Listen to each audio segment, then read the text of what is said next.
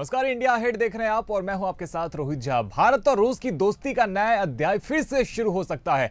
वजह है BRICS summit. प्रधानमंत्री नरेंद्र मोदी ब्रिक्स समिट में शामिल होने के लिए रूस के कजान शहर पहुंच गए हैं। उनका यह दौरा 2 दिन का है। पीएम मोदी पिछले 4 महीनों में दूसरी बार रूस दौरे पर जा रहे हैं। मोदी इससे पहले जुलाई में भारत रूस शिखर सम्मेलन में हिस्सा लेने पहुंचे थे।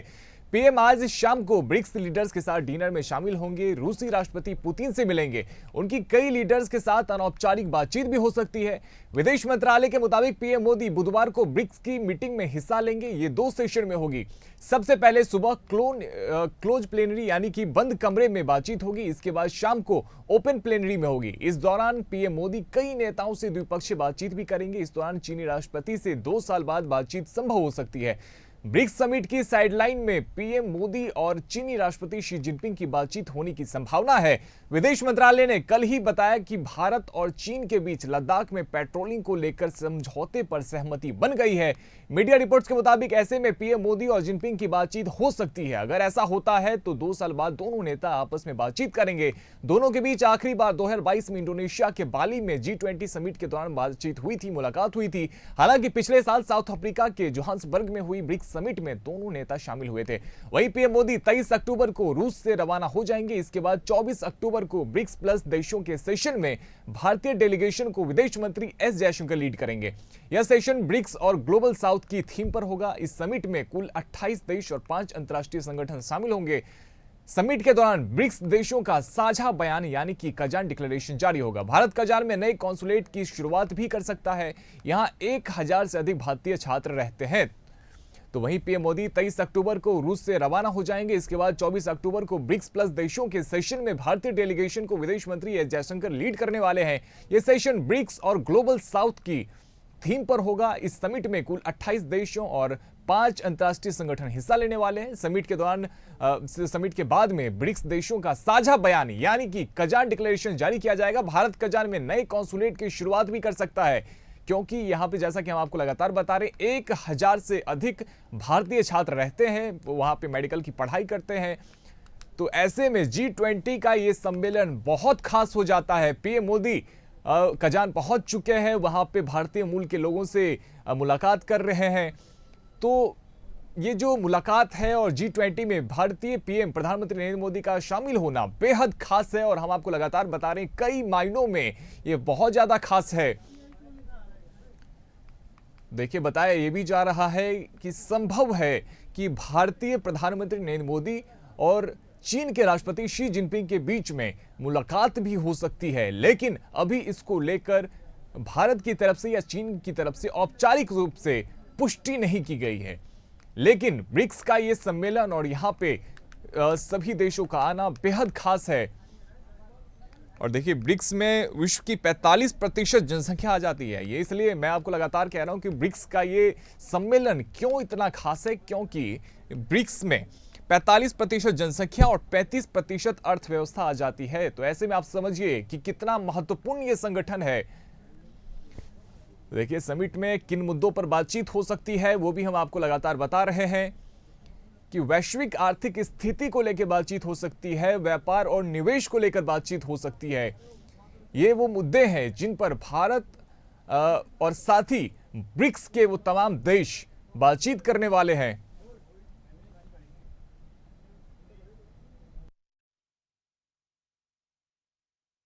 मंगल मंगलम आनंद मंगल मंगलम प्रियम भारत भारतम प्रियम भारत भारतम स्वागतम शुभ स्वागतम स्वागतम शुभ स्वागतम।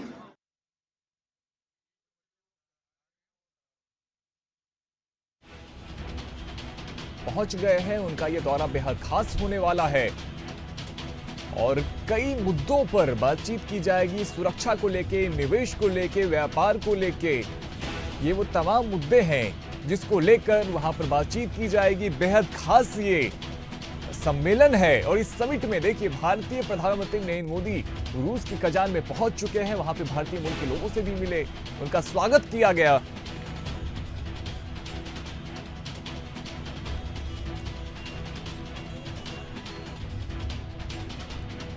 पीएम मोदी पिछले 4 महीनों में दूसरी बार रूस दौरे पर जा रहे हैं। मोदी इससे पहले जुलाई में भारत रूस शिखर सम्मेलन में हिस्सा लेने पहुंचे थे। तो पीएम आज शाम को ब्रिक्स लीडर्स के साथ में डिनर में शामिल होने वाले हैं। रूसी राष्ट्रपति पुतिन से भी मिलेंगे और उनकी कई लीडर्स के साथ में अनौपचारिक तरीके से भी बातचीत हो सकती है।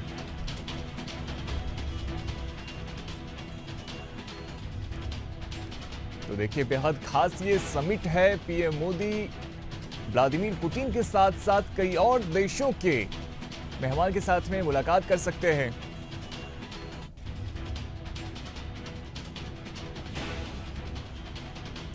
देखिए, ब्रिक्स समिट में शामिल होने के लिए रूस के कजान शहर पीएम मोदी पहुंच चुके हैं। वहां पे भारतीय मूल के लोगों से भी मिल रहे हैं।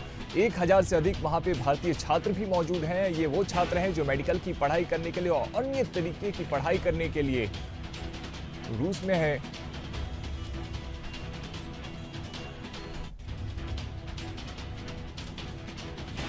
देखिए, लगातार हम आपको बता रहे हैं व्लादिमीर पुतिन के साथ में आज शाम को डिनर संभव है और उसके साथ ही कई मुद्दों पर बातचीत की जाएगी। हमारे साथ इसी मुद्दे पर बातचीत करने के लिए डिफेंस एक्सपर्ट प्रफुल्ल बख्शी साहब जुड़ रहे हैं और साथ ही हमारे साथ विदेश मामलों के जानकार आंचल मल्होत्रा जी जुड़ रहे हैं। आप दोनों का ही बहुत स्वागत है। सबसे पहले आंचल मल्होत्रा जी, ये ब्रिक्स समिट में प्रधानमंत्री मोदी का शामिल होना और भारत के नजरिए से ये जो समिट है ये कितना खास होने वाला है?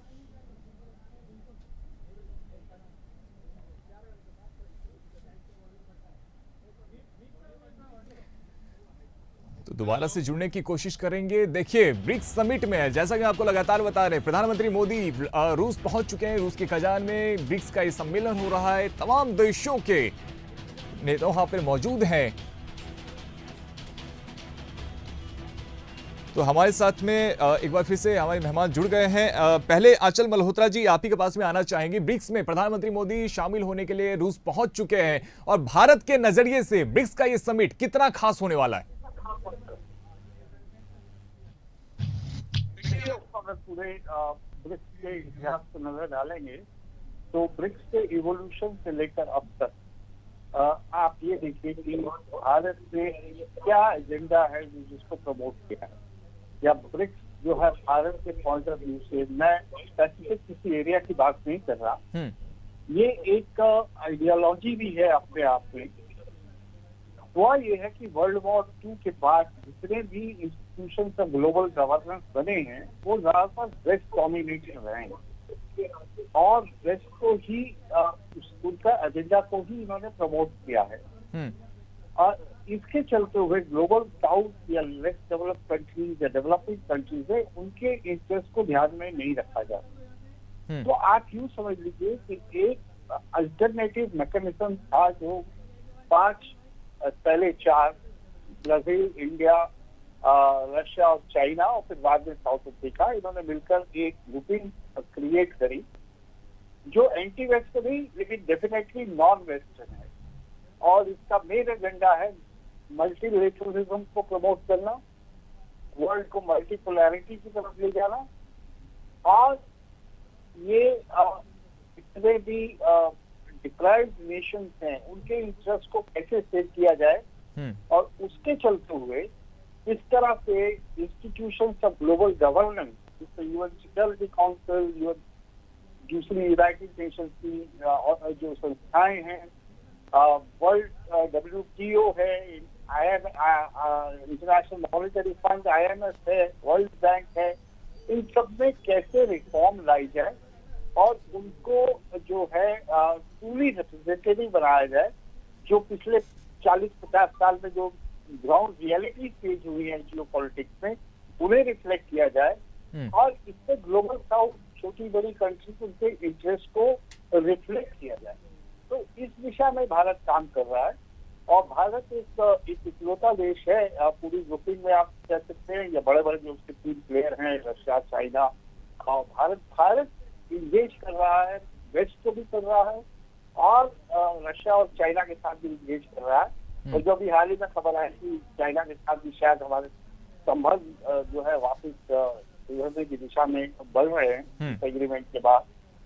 तो भारत का जो है एक विश्व पटल पे रोल की तरह आप देखिए इसे, ये मत देखिए कि इसमें किसी स्पेसिफिक इशू पे क्या हमें इसका इंटरेस्ट, ये हमारे इंटरेस्ट में है या नहीं। बिल्कुल। हमने बहुत बड़ा इनिशिएटिव लिया जिसके चलते हुए न्यू डेवलपमेंट बैंक ब्रिक्स का इस्टेब्लिश हुआ। ये न्यू डेवलपमेंट बैंक आप समझ लीजिए कि जो ग्लोबल साउथ के लोगों की जरूरत को प्रायोरिटी देता है, उन्हें लोन मिलते हैं, प्रोजेक्ट फाइनेंस होते हैं वहां से।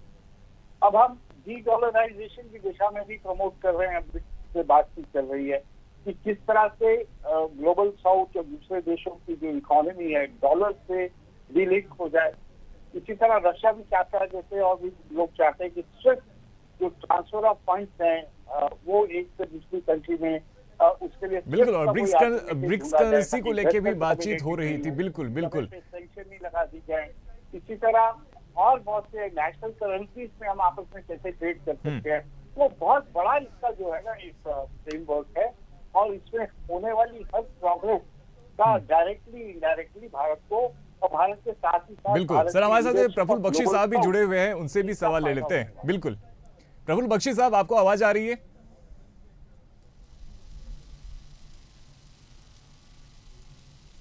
प्रफुल्ल बख्शी साहब, आप तक मेरी आवाज आ रही है?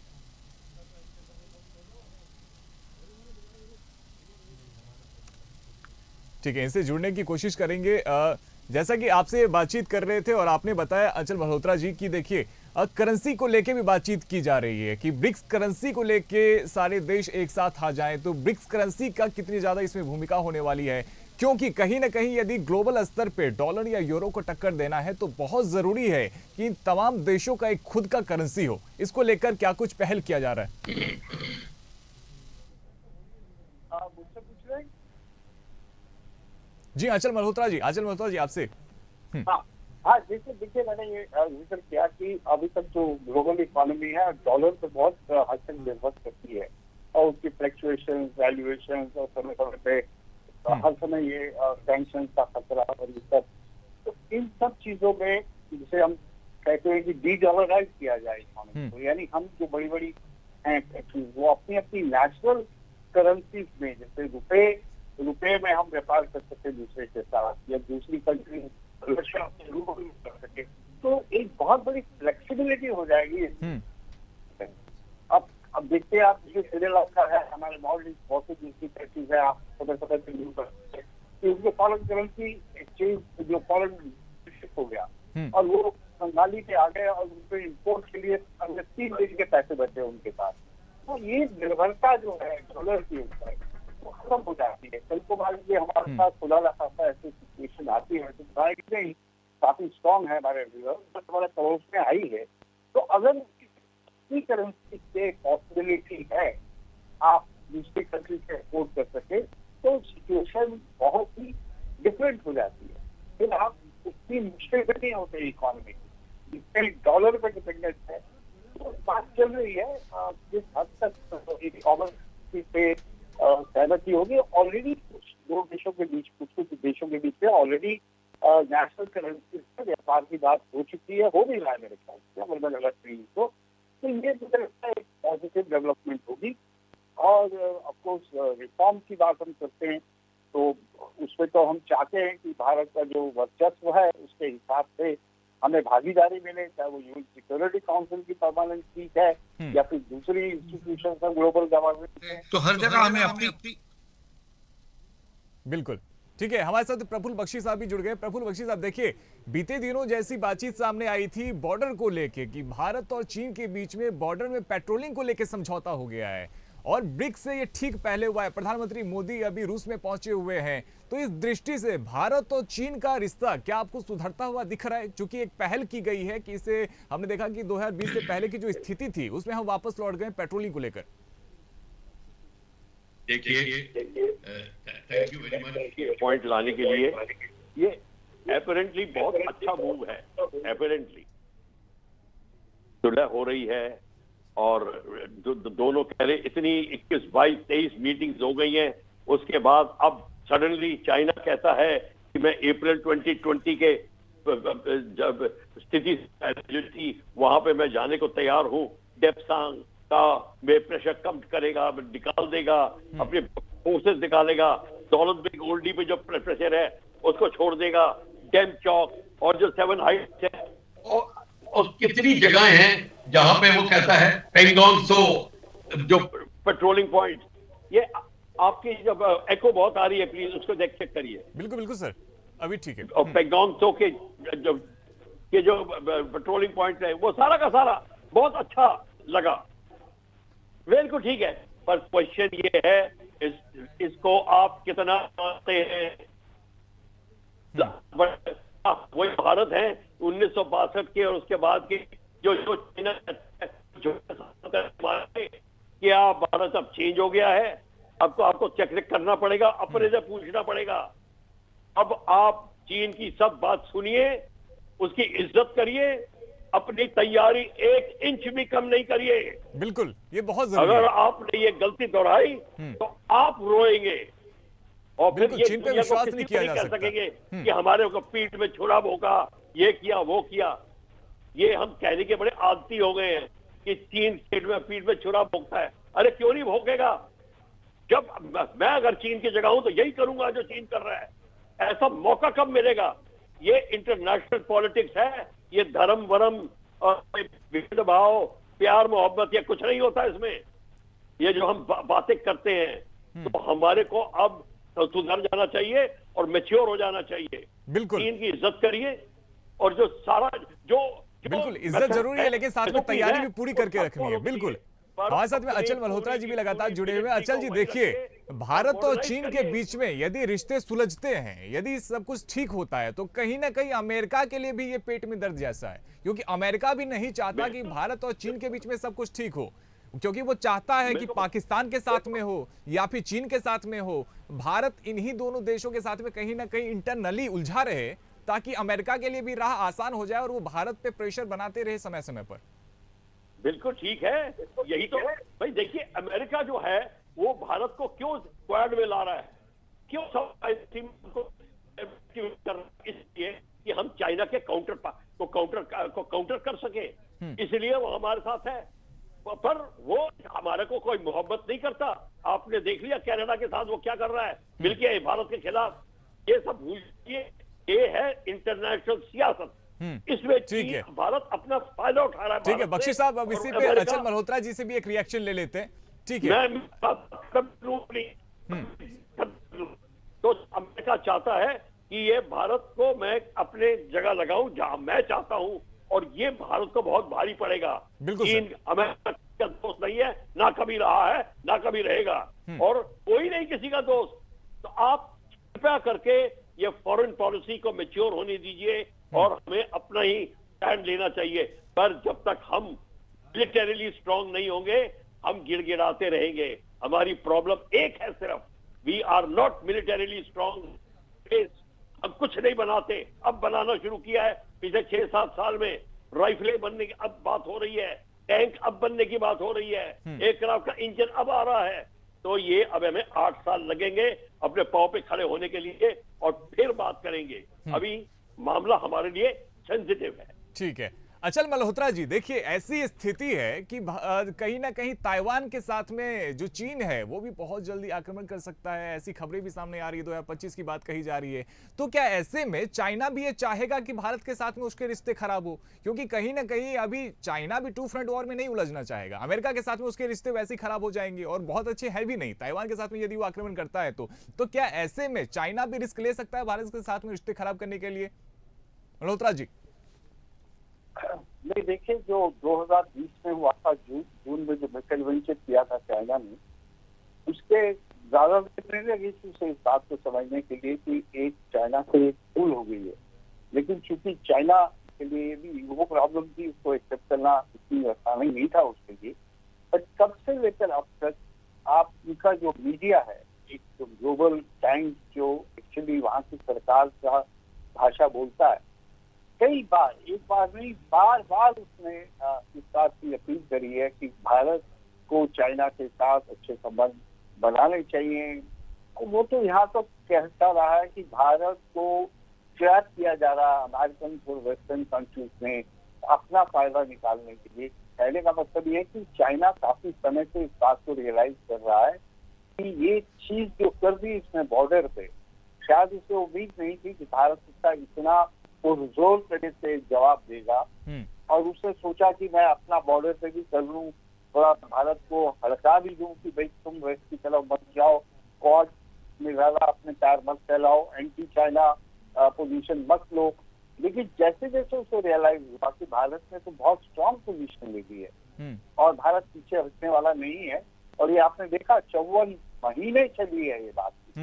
ऐसे में कई बार उसने हमें रीच आउट करने की कोशिश करी और हमारा स्टैंड एक ही रहा थ्रू आउट कि जब तक बॉर्डर पे पीस और स्टेबिलिटी नहीं होगी, हम दूसरे किसी टॉपिक पे बात करने का कोई फायदा नहीं है। बिल्कुल। तो आज इस मुकाम पे पहुंचे हैं कि कोई एग्रीमेंट हुआ है, अब देखना है कि यहाँ से आगे बात क्या बढ़ती है। नॉर्मल होने के जो है, नॉर्मलाइज होने के लिए जो कंडीसिव एटमॉस्फेयर चाहिए वो बन रहा है।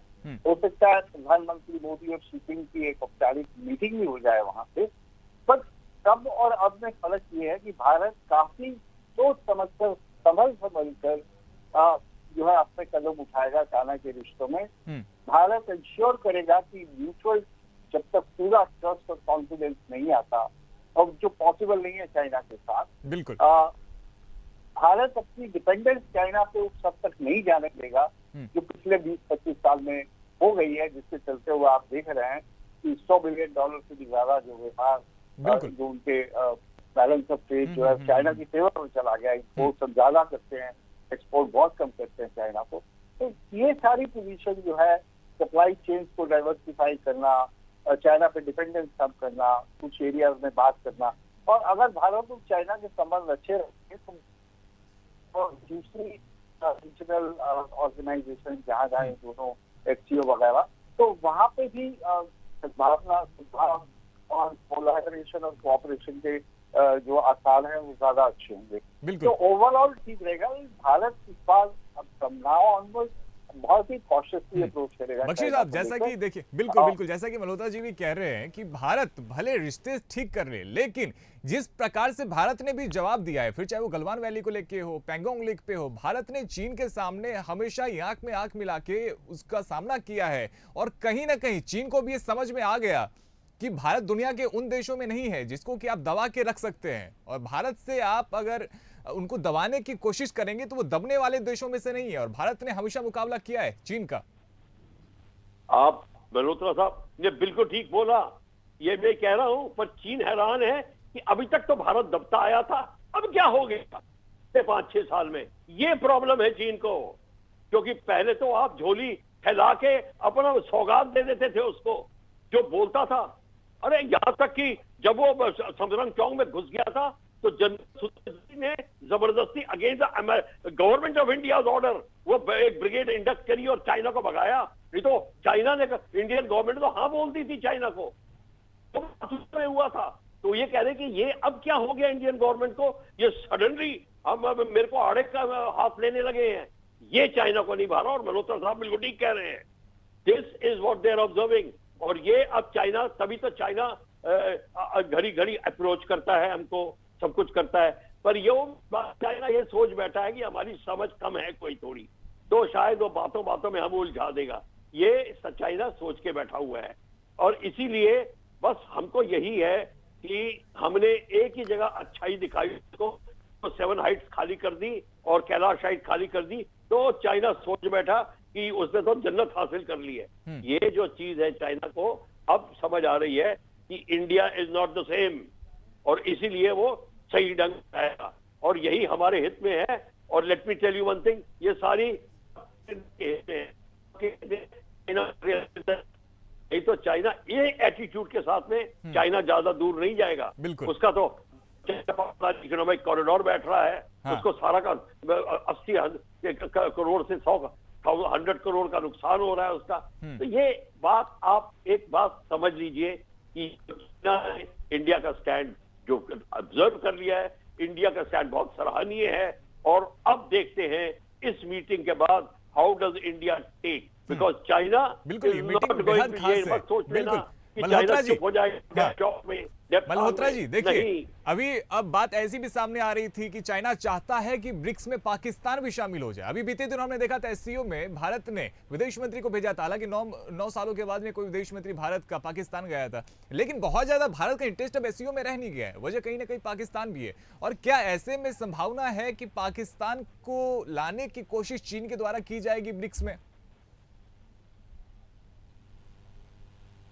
मुझसे कह रहे हैं? जी बिल्कुल। हाँ बिल्कुल, देखिए अब चाइना के पॉइंट ऑफ व्यू से जो है किसी भी ऑर्गेनाइजेशन में जो रीजनल है, मल्टीलेटरल है, वो सोचता है कि भारत को अगर बैलेंस करना है तो चाइना की तरफ से पाकिस्तान का भी होना जरूरी है। एससीओ में तो वो हो गया। ब्रिक्स में मुझे नहीं लगता कि इमीडिएट फ्यूचर में, यूं तो ब्रिक्स में मेरे ख्याल से 30-35 कंट्रीज हैं जिन्होंने अपना इंटरेस्ट दिखाया है, जो ज्वाइन करना चाहती हैं। लेकिन जो पाकिस्तान की अभी देखिए, ब्रिक्स का मेन एम्फेसिस इकोनॉमी पे थे। जो रिस्ट्रक्चरिंग है, रिफॉर्म्स हैं, ये सब भी काफी हद तक इकोनॉमिक स्ट्रक्चर से जुड़ी हुई है। तो पाकिस्तान इकोनॉमिकली कहाँ स्टैंड करता है? तो एक पॉपुलर भिखारी कंट्री की तरह है, IMF पे लोन तो सबके दम पे चल रहा है, ग्रांट्स के ऊपर चल रहा है। पहला पॉलिटिकल पॉइंट ऑफ व्यू से चाइना को ये सूट करेगा कि ब्रिक्स में भी वो अपने एक सिंथेसाइजर, अपना जो उसका पपेट कह लीजिए स्टेट पाकिस्तान को लेके आए, उसकी कोशिश रहेगी। ठीक है, इसमें कोई दो राय नहीं। समय की थोड़ी सी कमी है और बख्शी साहब आखिरी कमेंट में चाहूंगा कि आपसे ले। देखिए, कहीं ना कहीं रूस भी एक संदेश देने की कोशिश कर रहा है। जिस प्रकार से रूस यूक्रेन के साथ में वॉर में उलझा हुआ है, 2 सालों से वॉर चल रहा है, तो ऐसे में पश्चिमी देशों को रूस भी चाहता है कि ब्रिक्स के जरिए एक संदेश दिया जाए। ठीक है, मल्होत्रा जी आप जवाब दे दीजिए कि रूस भी कहीं ना कहीं एक संदेश देने को पश्चिमी देशों को कोशिश कर रहा है। नहीं, देखिए, ब्रिक्स तो इतने बड़े लेवल पे होस्ट करना, और क्या एक ऑर्गेनाइजेशन जो एंटी वेस्ट तो नहीं लेकिन नॉन वेस्टर्न है, और उसका भी एक मैसेजिंग तो है कि देखिए, अगर आप वेस्टर्न कंट्रीज, अमेरिका, यूरोप ये सोच रहे हैं कि उन्होंने इंटरनेशनली रशिया को आइसोलेट कर लिया, तो ये बिल्कुल गलत है। कि ब्रिक्स की समिट हो रही है, यहाँ न सिर्फ दुनिया की उभरती हुई इकोनॉमी इसमें हिस्सा ले रही है, बल्कि लाइन लगा के लोग खड़े हैं, इंतजार कर रहे हैं कि हमें ब्रिक्स में शामिल किया जाए। और तो ये बिल्कुल 45% से ज्यादा आबादी और 35% से ज्यादा अर्थव्यवस्था ब्रिक्स में आता है। बहुत शुक्रिया आपका हमारे साथ में जुड़ने का, अचल मल्होत्रा जी, और साथ ही प्रफुल्ल बख्शी साहब आपका भी। तो देखिए, ब्रिक्स के समिट में प्रधानमंत्री नरेंद्र मोदी शामिल होने के लिए कजान पहुंच चुके हैं और वहां पे भारतीय मूल के जो वहां पे नागरिक हैं उनसे भी लगातार मुलाकात कर रहे हैं। जो छात्र वहां पे पढ़ाई करने के लिए पहुंचे हुए हैं उनसे भी लगातार बातचीत करने की कोशिश कर रहे हैं। तो ब्रिक्स समिट भारत के लिए बहुत ज्यादा खास होने वाला है। रक्षा को लेकर, साथ ही आयात निर्यात को लेकर, व्यापार को लेकर तमाम मुद्दों पे वहां पे बातचीत की जाएगी। व्लादिमीर पुतिन से भी मुलाकात की जाएगी और कहा यह भी जा रहा है कि संभवतः भारतीय प्रधानमंत्री नरेंद्र मोदी और चाइना के राष्ट्रपति शी जिनपिंग के बीच में भी मुलाकात हो सकती है। हालांकि इसको लेकर अभी पुष्टि नहीं की गई है, लेकिन ब्रिक्स समिट से रिलेटेड हर पल पल की अपडेट आपको सबसे पहले इंडिया अहेड पे देंगे। फिलहाल मेरे साथ इतना ही। हमारे साथ बने रहने के लिए बहुत बहुत धन्यवाद।